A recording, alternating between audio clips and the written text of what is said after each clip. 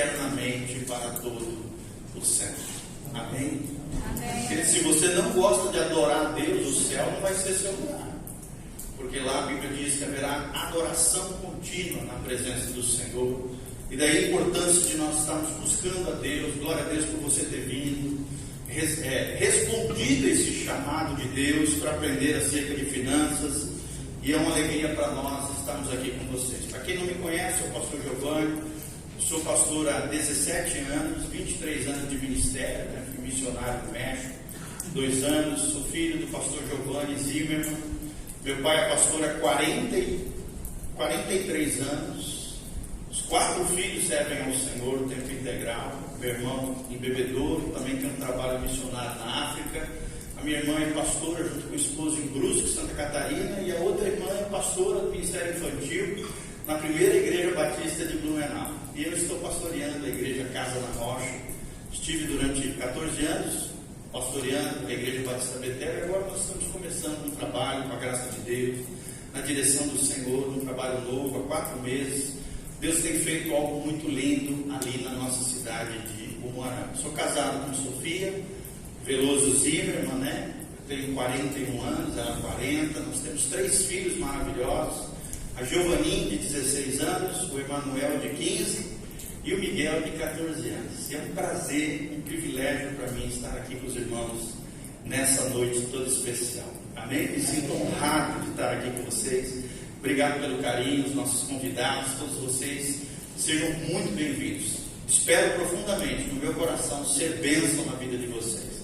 De alguma maneira, com a minha vida, marcar o coração de vocês, de acordo com a palavra de Deus, com aquilo que nós vamos aprender à luz da palavra de Deus. Então, o nosso curso se chama Finanças à Luz da Bíblia. Então, não precisava trazer calculadora, tá, gente? Papel, caneta, calculadora científica, nada disso. Você vai aprender um curso financeiro baseado em princípios implícitos na Bíblia Sagrada. E nós sabemos que a Bíblia é atemporal, ela transcende o tempo, o espaço. Jesus mesmo disse em Mateus 24, né? Passarão os céus e a terra, mas a minha palavra jamais passará. Então a Bíblia Sagrada ela tem ensinamentos preciosos. Nós vamos ver aqui à luz da palavra ensinamentos extraordinários que, se nós, como nós ouvimos ali do pastor Jonathan, ouvirmos atentamente os mandamentos do Senhor e obedecermos às suas palavras, certamente nós comeremos o melhor dessa terra. Amém? Em outros momentos diz: manteiga e mel comereis. Quem gosta de manteiga e mel? Eu como todo dia manteiga, gente. É uma das coisas mais gostosas. Um pãozinho com manteiga, cafezinho preto, não sabe muita coisa. Manteiga e mel comereis. Bênção e prosperidade. Até muito tempo atrás, sempre se pensava nos crentes, dos evangélicos. Geralmente se imaginavam os crentes evangélicos aquelas pessoas iletradas, leigas, né? Facilmente manipuladas, pessoas simples, pessoas que não tinham muitos recursos, geralmente de cunho pobre. Irmão, mas os tempos mudaram. O povo de Deus está mergulhando nas Escrituras, amém? Amém. E aprendendo com a palavra de Deus, trabalhando diligentemente, usando a sabedoria do alto, querido, nós podemos prosperar. E eu quero declarar sobre a tua vida bênção e prosperidade. Quem recebe diz amém. Amém. Glória a Deus. Bênção e prosperidade, gente. Deus é um Deus de prosperidade. Eu aprendi com o meu pastor, o pastor Volteni, cuja quero sempre honrá-lo por todo lugar que eu for. Ele sempre me ensinou que prosperidade é ter todas as suas necessidades supridas pelo poder de Deus. Vamos falar junto? Prosperidade é ter todas as minhas necessidades supridas pelo poder de Deus para o cumprimento do seu chamado, irmão, da sua missão de vida. E cada pessoa tem um chamado diferente, uma missão de vida diferente. Por isso nós precisamos compreender: Deus é um Deus de prosperidade. Prosperidade não só na área financeira. Você vai ver que eu não vou falar só de finanças aqui, de dinheiro, não, mas também de prosperidade de alma. Por exemplo, na segunda carta de João menciona um dos seus filhos na fé, e ele diz: eu quero que você seja próspero na sua saúde, assim como você é próspero na sua alma, querido. Nós também podemos ser prósperos na nossa alma, na nossa vida interior, nas nossas virtudes, nas nossas qualidades. Deus quer nos prosperar em todas as áreas da nossa vida. Amém? Então nós vamos começar aprendendo qual é a parte de Deus e qual é a nossa parte. Sempre que tratamos de finanças, queridos, você vai ver que existe a parte de Deus, e Deus sempre vai ser fiel na parte dele, é óbvio, a Bíblia diz que ele é fiel. Ainda que o homem seja infiel, Deus permanece fiel na sua parte, porque ele não pode negar a si mesmo, e o caráter de Deus é fiel. Mas também existe um outro lado, não é só Deus agindo e movendo, existe o nosso lado, a nossa parte, e é onde está a falha aqui, você vai aprender nessa noite aqui, em nome de Jesus. Então, Lucas 16, 11. Se você quer abrir aí na Bíblia Sagrada, nós vamos estar projetando para quem não trouxe Bíblia. Lucas 16, 11. Você vai ver que esse curso é extremamente bíblico. Nós vamos ver diversos trechos da palavra de Deus. Você pode encontrar aí na Bíblia Sagrada, para você ver que não é uma coisa que o pastor Giovanni está inventando. Não, está no texto bíblico, está nas Sagradas Escrituras, é bênção para nós. Esse é o nosso texto central de todo o curso. Se nós fôssemos escolher um texto que centraliza toda a ideia desse curso, sem dúvida nenhuma seria esse versículo. Lucas 16, 11. Aqui Jesus Cristo falando, ele diz assim: se vocês não forem dignos de confiança em lidar com as riquezas desse mundo ímpio, então aqui está falando de dinheiro, de posses, de recursos materiais. Se vocês não forem dignos de confiança em lidar com as riquezas deste mundo ímpio, quem lhes confiará as verdadeiras riquezas? É uma pergunta que Deus está fazendo para você e para mim, meu irmão. Se nós não temos sido fiéis na gestão, na administração, no que a Bíblia chama de mordomia, dos recursos que Deus tem confiado nas nossas mãos, como é que Deus vai dar coisas mais valiosas do que o próprio dinheiro? As verdadeiras riquezas. O que são essas verdadeiras riquezas, gente? É aquilo que o dinheiro não pode comprar. Por exemplo, a paz. Você pode ter muito dinheiro, mas pode não ter paz. Eu já conheci pessoas milionárias que não têm paz. Conheci um cara uma vez que tinha 96 casas e andava com 10 celulares, perturbado de mente e de coração. Mexia com coisa errada, tinha dinheiro, mas não tinha paz. Porque a paz é uma verdadeira riqueza. Amém? A vida com Deus, por exemplo, a comunhão com Deus, não existe riqueza maior do que essa. Como é que Deus vai confiar para você dons sobrenaturais, por exemplo, ministério, chamado, vocações, coisas extraordinárias que o dinheiro não pode comprar, se nós não temos sido fiéis em algo tão menor e pequeno como o dinheiro, os bens e o nosso patrimônio? Então é sobre isso que nós vamos falar, querido. Deus quer que eu e você, a partir dessa noite, venhamos aprender à luz da palavra como sermos fiéis diante do Senhor. Amém? Nós vamos aprender que a fidelidade nas pequenas coisas, nos detalhes, é uma grande coisa para Deus. Às vezes você olha e pensa, isso aí, Deus não vai nem ver. Deus vê. Deus é um Deus de detalhes. Aquilo que você acha que é pequeno para Deus é grande. E a fidelidade nas pequenas coisas é uma grande coisa para Deus. Quem quer as verdadeiras riquezas aí? A paz, o Espírito Santo, uma vida vitoriosa, uma vida abundante, dons sobrenaturais, ministério, chamado, uma família abençoada. Gente, tudo isso são as verdadeiras riquezas. Mas antes de tudo isso, nós precisamos ser fiéis naquilo que Deus tem confiado a nós. Então nós vamos aprender que Jesus equaciona a maneira como lidamos com o nosso dinheiro, com a qualidade da nossa vida espiritual. A maioria das pessoas quando chegam nesse curso falam, pastor, eu trouxe a minha calculadora, eu trouxe papel e caneta para anotar o que o Senhor vai me ensinar aí, aonde que eu vou investir meu dinheiro, na bolsa de valores, né? Eu tiro da poupança. As pessoas veem com um conceito errado. Você vai ver, querido, que a tua vida financeira tem tudo a ver com a tua vida espiritual. E uma afeta a outra. Você vai aprender hoje. Se lidamos com o nosso dinheiro adequadamente, meus amados, de acordo com os princípios da palavra de Deus, a nossa comunhão com Cristo ficará mais íntima. Amém? Lembrando que Jesus veio a essa terra não para estabelecer uma nova religião. Jesus veio a essa terra para estabelecer um relacionamento com você. Um relacionamento íntimo e pessoal dentro do seu coração. Você e Ele, comunhão e intimidade.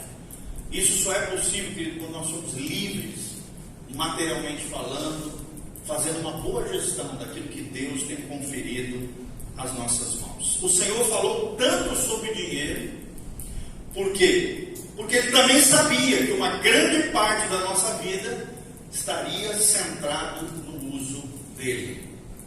É ou não é, irmãos? Quando você passa uma dificuldade financeira, você fica atribulado, sim ou não? Né? Parece que as coisas não vão bem, tudo emperra. E Deus sabe disso. Por isso Ele nos deixa princípios espirituais, para que a gente não fique preso, embaraçado em coisas financeiras. Felizmente, então, Deus nos preparou para essa tarefa, que é a gestão dos recursos, ao nos fornecer a Bíblia Sagrada como seu mapa para a vida. Fala comigo, a Bíblia é um mapa para a minha vida. É como se fosse o manual do ser humano, irmão. Você quer andar bem nessa vida, se você quer viver uma vida abençoada, vida abundante, de João 10:10, né? Jesus disse: eu vim para que tenham vida e vida em abundância. Quando eu era pequenininho, eu achava que vida abundante era uma mulher com uma bunda bem grande. Aí eu aprendi que não era isso. Abundante não era alguém que tinha uma bunda grande. Bunda no sentido de grande, tá? De largura, não de malícia, tá, gente? Até porque eu era uma criança. Depois eu aprendi que abundante significa uma vida no máximo do potencial. Uma vida de qualidade. Uma vida com propósito. É isso que Jesus promete para nós. Felizmente, irmãos, Deus tem um mapa para a nossa vida. E nós temos feito uso da Bíblia Sagrada? Você é alguém que lê a Bíblia todos os dias? Você é alguém que busca a palavra de Deus diariamente? Então nós vamos aprender qual é a nossa parte agora. E o que Deus espera da nossa parte é fidelidade exigida. Deus espera fidelidade de cada um de nós. E a pergunta que surge aqui é: nós somos fiéis a Deus? Pergunte para o seu coração, para você ver. Não é para olhar para o lado, não é para pensar no parente, no amigo. Você tem sido fiel a Deus? Muitas frustrações, amados, existem, pois as pessoas não percebem ou sabem quais são as suas responsabilidades. E aí está a pergunta: quais são as minhas responsabilidades com relação às finanças diante de Deus e diante das pessoas? É isso que nós vamos procurar responder aqui. E nós vamos aprender que quando cumprimos fielmente, amados, a nossa parte, Deus cumprirá a dele, pois Deus é fiel. Amém? Coloca a mãozinha no seu coração, assim, dá uma massageada gostosa, fala assim: Deus é fiel. Fala comigo: acalma meu coração. Meu Deus é fiel. Basta nós olharmos para o Salmo 23. Salmo 23:1, todo mundo conhece: o Senhor é meu pastor e nada me faltará. Olha, vocês são crentes. É isso aí. E o versículo 6 no final, olha o que diz: certamente a bondade e a misericórdia do Senhor me seguirão todos os dias, e habitarei seguro na casa do meu Deus. Glória a Deus, irmãos.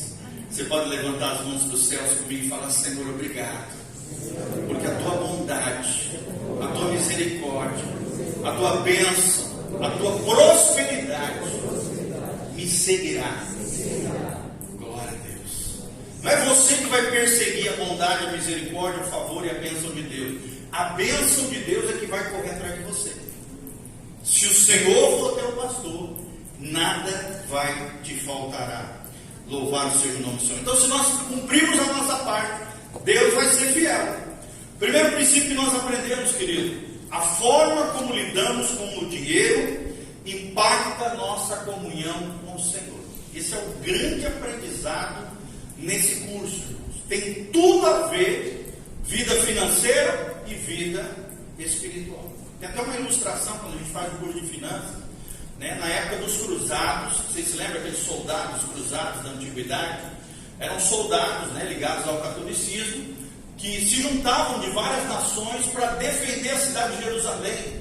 E aí no caminho eles iam saqueando as aldeias, iam tomando coisas dali, dizem, né, que surgiram aí várias sociedades secretas e tal, não sei sobre isso. Mas os soldados cruzados, antes de irem para Jerusalém, eles tinham que ser batizados. E quando eram batizados, eles se batizavam por imersão, né, e deixavam a mão e a espada para fora da água.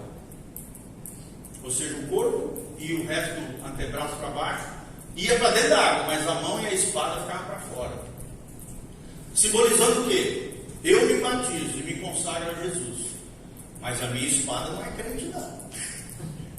A minha espada, eu vou sair matando tudo quanto é judeus. Eles mataram milhares de judeus, mataram milhões de árabes, turcos, otomanos, vários, né, para defender, tudo em nome de defender a cidade de Jerusalém, que diziam eles pertencia eternamente aos cristãos. Tem muito crente que é assim, vai para a igreja, se batiza, mas deixa a mãozinha para fora d'água com a sua carteira. Quer dizer, ele está disposto a assumir um compromisso com Jesus, um compromisso diante da igreja, mas a vida financeira dele não tem nada a ver com a fé dele. Tem muita gente assim, irmãos. Tem muita gente que não se converteu com relação à sua mão, ao dar, ao ofertar, ao abençoar outras pessoas que estão talvez com alguma necessidade, alguma dificuldade, alguma luta. Deixam a carteira para fora, igual os cruzados deixaram a espada para fora da água. Fala comigo, está amarrado em nome de Jesus. Você vai mergulhar completamente nas águas do Espírito Santo. Amém? Segundo princípio que nós aprendemos: as posses competem com o Senhor pelo domínio das nossas vidas. Jesus fala sobre isso, nós vamos ver mais para frente. Existem dois senhores aqui: Mamon, o Deus das riquezas desse mundo ímpio, ou seja, o Deus do dinheiro, e Jesus Cristo. Quem é que você tem servido? Então, o grande inimigo de Deus não é o diabo, não são os demônios, é o Deus das riquezas, é o Deus do dinheiro. Quantas e quantas pessoas abandonam a fé por causa de dinheiro? Quantas e quantas pessoas trocam Deus, a vida espiritual, pela luta, pela vida desenfreada, pelo trabalho, naquela loucura, naquele afã de conquistar bens e patrimônios, perdem a sua família, seus filhos, seu casamento, perdem tudo a fim de ganhar dinheiro, recursos, patrimônio e posses. Vocês estão entendendo, irmãos, o que nós estamos falando? As posses competem com o Senhor pelo domínio das nossas vidas. Em terceiro lugar, muito da vida gira em torno do uso do dinheiro. Muito da vida tem a ver com o dinheiro, sim ou não? O dinheiro é elemento da vida, não tem como menosprezá-lo, não tem como deixar de lado ou então demonizá-lo. Não. Dinheiro é um elemento neutro, que pode ser usado para o bem e para o mal. Sim, pode ser usado para o bem e para o mal. É um elemento neutro, é claro que ele tem uma função magnética com relação ao nosso coração. Ou seja, ele nos atrai, ele tem um poder assim, magnético, mas ele não é um elemento mau em si só, não é. Ele pode ser usado para o bem, louvado seja o nome do Senhor. Um exemplo é essa igreja, né? Linda, maravilhosa, ar-condicionado, está de parabéns, pastorzão, obrigado pela oportunidade de estar aqui. Olha que igreja linda que vocês têm, cadeiras maravilhosas, tudo isso envolve dinheiro, sim ou não, irmãos? Fruto do esforço, do empenho dos irmãos, tudo envolve o dinheiro, muito da vida gira em torno do dinheiro. Só para você saber, olha esse aprendizado que tremendo. Na Bíblia, há mais de 2.350 versículos que falam sobre como lidar com o dinheiro, com as riquezas e com as posses. Olha só, irmãos, 1.350 versículos. Será que Deus sabia que isso ia gerar problema para o homem? Sim ou não? Sim. Daí a importância de nós lermos isso à luz da palavra de Deus. Além do mais, olha só, irmãos, Jesus falou mais sobre o dinheiro do que qualquer outro assunto. Preste atenção. Jesus falou mais sobre o dinheiro do que qualquer outro assunto dos 4 evangelhos. Isso aí te pegou. Sim ou não, irmãos? Sim. Você vê vários episódios de Jesus tratando com relação à problemática do dinheiro e a atração negativa com relação ao coração do homem, a corrupção, ao que pode ser feito de bom, o que pode ser que corrompe o coração do homem. Por exemplo, um exemplo é quando Jesus confrontou o jovem rico. O jovem rico era um homem, religiosamente falando, um judeu assim perfeito. Obedecia a lei, os mandamentos, fazia tudo certinho. Só que a Bíblia diz que ele era um homem de muitas posses. E Jesus sabia que lugar o dinheiro tinha no coração daquele jovem rico. E aí Jesus falou: você tem feito muito bem em todas as coisas, só falta uma coisa: vender tudo que você tem e me seguir. Jesus estava testando o coração. Jesus estava revelando e mostrando para aquele jovem rico que o Deus dele não era Jeová, não era o Deus dos judeus, era o Deus Mamon. E ao apontar aquilo, a Bíblia diz que ele se entristeceu, se afastou de Jesus e foi embora, porque ele não foi capaz de abandonar Mamon e seguir a Jesus de Nazaré. Poderia se tornar um grande apóstolo, um evangelista, um cara tremendo, mas por causa que o amor ao dinheiro tinha tomado ali o coração dele, abandonou Jesus e não seguiu Jesus de Nazaré. Então precisamos perguntar, amados, a nós mesmos: por que Cristo falou tanto sobre o dinheiro?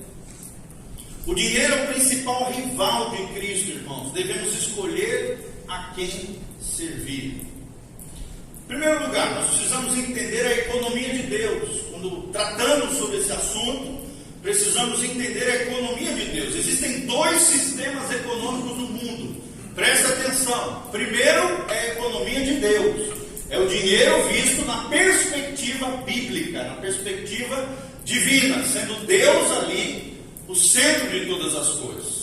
Dentro da economia de Deus, à medida que lidamos com o dinheiro da maneira de Deus, não é da nossa, é da maneira de Deus, temos a oportunidade de entrar no gozo, ou seja, na alegria de um relacionamento mais íntimo com o Senhor.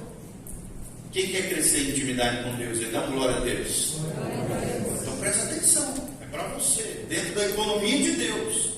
Infelizmente, essa é uma verdade bíblica que a maioria das pessoas não consegue compreender. Acha que Deus é uma coisa e dinheiro é outra, como se fossem 2 mundos antagônicos. Segundo lugar, o segundo tipo de economia que existe no mundo é a economia que as pessoas inventam, a economia mundana, a economia contrária à economia de Deus. E se trata do que, pastor? Ao inventarmos meios e fórmulas mirabolantes, de lidarmos com o dinheiro, nos frustramos, pois não percebemos quantas responsabilidades são nossas e quantas não são. Ou a gente acha que Deus vai fazer tudo, ou a gente acha que Deus não faz nada e nós temos que fazer tudo. Por não entendermos isso que nós estamos ensinando para vocês, gente. Existe a parte de Deus, e Deus é fiel, e existe que parte? A nossa. Amém? Então, você dentro desses dois sistemas econômicos do mundo, né, você encontra, por exemplo, uma pergunta aqui, você encontra dificuldade em reconhecer o direito de propriedade do Senhor sobre todos os seus bens? Será que você entende, irmão, que a tua casa não é tua, pertence a Deus? O teu carro não é teu, pertence ao Senhor. O dinheiro que está lá no banco não é seu, pertence a Deus. A Bíblia diz que Deus é o dono do ouro e da prata.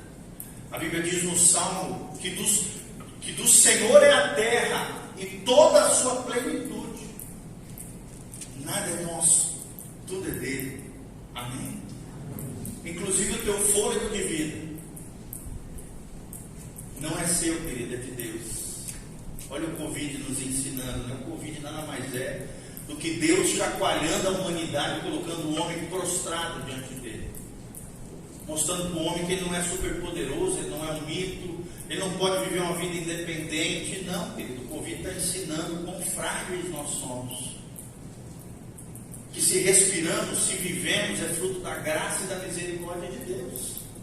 Sim ou não, irmãos? Todos nós estamos sentindo isso. O quão frágeis nós somos diante de um vírus tão minúsculo, microscópico, invisível, que pode afetar todos, inclusive o dono do Banco Santander, um dos homens mais ricos do mundo, faleceu de Covid. Pega todos, simples, medianos, superpoderosos. Essas doenças e enfermidades nos ensinam que nós não somos nada sem Deus. Amém? Dependemos de Deus. A cada manhã, quando você levantar, lembre-se, cada respirar seu, querido, é fruto da graça e da misericórdia de Deus para com a tua vida. Se você tem filhos, é presente de Deus para você. Eu tenho 3, cada vez que eu olho para eles, eu não vejo eles como um problema. Não vejo como eles, o filho é custoso, o filho é muito caro, o filho é um problema. Não, a Bíblia diz que os filhos são herança do Senhor. Amém? Você olhar para os teus filhos como um tesouro de Deus na sua vida, o olhar vai ser diferente. Claro que não é fácil criar filhos. É ou não é, papais e mamães aí? Dá trabalho.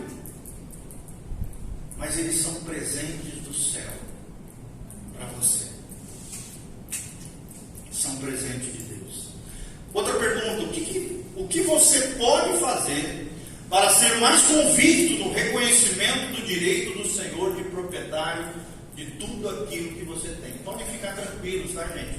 O pastor Giovanni não vai levantar oferta aqui, não vai pedir dinheiro de ninguém. Pode ficar tranquilo. Eu vim aqui para ensinar a palavra. Amém? Tem gente que não vê curso de finanças porque fala: meu Deus, o pastor vai me saquear, gente. Não, eu nem levanto a oferta. Ele não faz isso. A gente veio pregar a palavra de Deus, para que a sua vida seja transformada pelo poder de Deus. Amém? Mas você vai aprender princípios valiosos com relação a isso. Que benefícios pessoais você espera obter por reconhecer Deus como proprietário de tudo aquilo que você tem?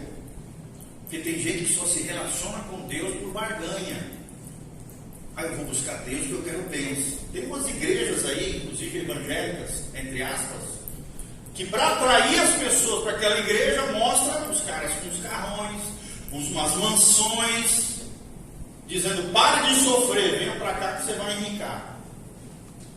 Não é isso que nós estamos ensinando aqui, gente. Nós estamos falando da prosperidade bíblica. Amém? Ter todas as suas necessidades supridas pelo poder de Deus para o cumprimento da sua missão. A sua missão. Como resultado de não sermos equipados para lidarmos com o dinheiro da maneira bíblica, muitos cristãos têm atitudes erradas com relação às posses. Começa a administrar do seu jeito, com a sua cabeça, e não do jeito de Deus. Isso faz com que eles tomem decisões financeiras erradas e sofram as dolorosas consequências. Irmãos, eu estou aqui para confessar para vocês, irmãos. Eu sou filho de um homem que foi um grande homem de Deus, um grande pai, um cara maravilhoso. É uma referência de um pai amoroso, de um homem de oração, de um homem bíblico, mas infelizmente nessa área financeira, meu pai deixou traumas terríveis no meu coração. É um dos calcanhares de Aquiles da vida do meu pai. Hoje, graças a Deus, Deus reverteu, ele aprendeu esses princípios, mudou de vida nessa área, mas eu me lembro de fatos da minha infância que foram traumatizantes por erros de decisões na vida financeira, irmão. Quem aqui no seu contexto familiar também já passou isso que o pastor Giovanni já passou? Levanta a mão. Eu sou o primeiro, não tenho vergonha nenhuma de dizer isso. E graças a Deus, querido, com o erro dos meus pais, eu aprendi o que não fazer. E eu decidi no meu coração ser diferente deles. Louvado seja o nome do Senhor. Isso é outra coisa maravilhosa que o Evangelho faz. O erro dos seus pais não precisa ser um erro seu. Amém? Jesus pode te fazer melhor do que eles. Jesus pode reparar as brechas, os erros e falhas que houveram nas gerações, e através de você levantar uma nova geração mais abençoada do que você foi lá atrás. O Evangelho tem esse poder. Os meus filhos não sabem o que é o sofrimento que eu passei lá atrás. Eles não sabem, porque eu não caí no mesmo erro dos meus pais. Então eu estou falando para vocês algo que eu vivi, gente. Eu vivi pelo menos 3 vezes. Meu pai não foi sempre pastor, tá, gente? Ele tem uma época da vida que ele tinha um trabalho secular dele e ele quebrou 3 vezes financeiramente. Tem que imaginar um negócio desse, quebrar 3 vezes, tem que ser campeão, né? Mas graças a Deus, Deus agiu, operou, reverteu essa situação. Hoje, glória a Deus, é diferente. É diferente, louvado seja o nome do Senhor, porque Deus transforma a nossa vida. Amém? Quando nós aplicamos a palavra de Deus. Olha o que diz Oséias 4:6. O meu povo é destruído por falta de conhecimento. Todo desequilíbrio promove dor e sofrimento desnecessário. Anote isso aí, se você estiver anotando. É uma das frases mais importantes que eu aprendi com o meu pastor, o pastor Valtoni. Todo desequilíbrio, até o financeiro, promove dor e sofrimento desnecessário. Ou seja, eu sofri coisas na minha infância que não tinha necessidade de sofrer. Se não houvesse erros de decisões na área financeira. Vocês estão entendendo, irmãos? Olha a importância disso aqui que vocês estão aprendendo. Oxalá os meus pais tivessem aprendido isso lá no início da vida cristã deles.